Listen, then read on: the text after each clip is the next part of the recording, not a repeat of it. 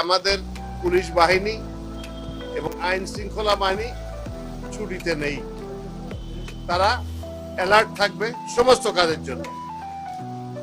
এবং যারা দেশে একটা বিপুল সংখ্যক মানুষ ঢাকা থেকে দেশের বাইরে চলে যাবেন, তাদের যাত্রাটা ফ্যাসিলিটেট করার জন্য আমরা সর্বাত্মক চেষ্টা করছি। এবং সেখানে স্থানীয় যে বাস মালিক সমিতি, পরিবহন সমিতি, তাদের সাথে সহযোগিতা নিয়ে আমরা যে এই সমস্ত টার্মিনালগুলো দিয়ে যাবেন তারা, সেগুলোরও নিরাপত্তা দেওয়ার চেষ্টা করছি। এবং ইনশাল্লাহ আমরা আশা করি যে আনটুয়ার্ড কিছু হবে না। এবং আইন শৃঙ্খলা বাহিনী অনেক সতর্কতার মধ্যে থাকবেন এই সময়।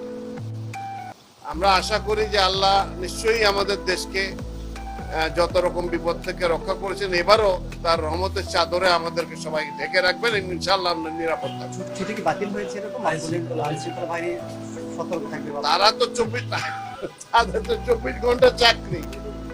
থানাটা এমন একটা অফিস যেটা 1861 সালে শুরু হয়েছিল, দিবারাত্র চলেছে।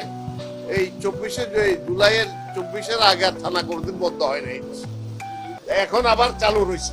হাইওয়ের জন্য এক্সট্রা ভিজিলেন্স নেওয়া হয়েছে। আমাদের হাইওয়ে পুলিশ সচল আছে এবং বিভিন্ন রকম ব্যবস্থা নেওয়া হয়েছে। এবার যাত্রার সময় যাত্রীরাও দেখতে পাবেন যে আমরা যে ব্যবস্থাগুলো নিয়েছি। ঢাকায় থাকবেন যারা, তাদের জন্য কি? তারা খুব আরামে, যাদের গাড়ি আছে তারা খুব আরামে যেতে পারবেন, যাতায়াত করতে পারবেন। যারা কি বলে বাসা বাড়িতে আছেন তারাও ইনশাল্লাহ নিরাপদ থাকবেন। কারণ নয় আপনারা নিজেরা ট্রাই করে দেখতে পারেন। আমি রাতে 1টার সময় নিজে চেষ্টা করেছি, দেখি যে কি হয়। তারা সাথে সাথে রেসপন্ড করে এবং পুলিশ সাথে সাথে যায়। সবচেয়ে বড় জিনিসটা হলো যে আমাদের আগে বাহিনী সচল ছিল না, কিন্তু বাহিনীটা সচল হয়েছে আলহামদুলিল্লাহ।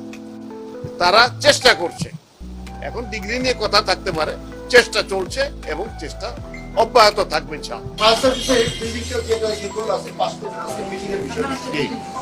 এইটা একটা ক্রয় কমিটিতে একটা মিটিং হয়েছে যে নীতিগতভাবে এগ্রিড।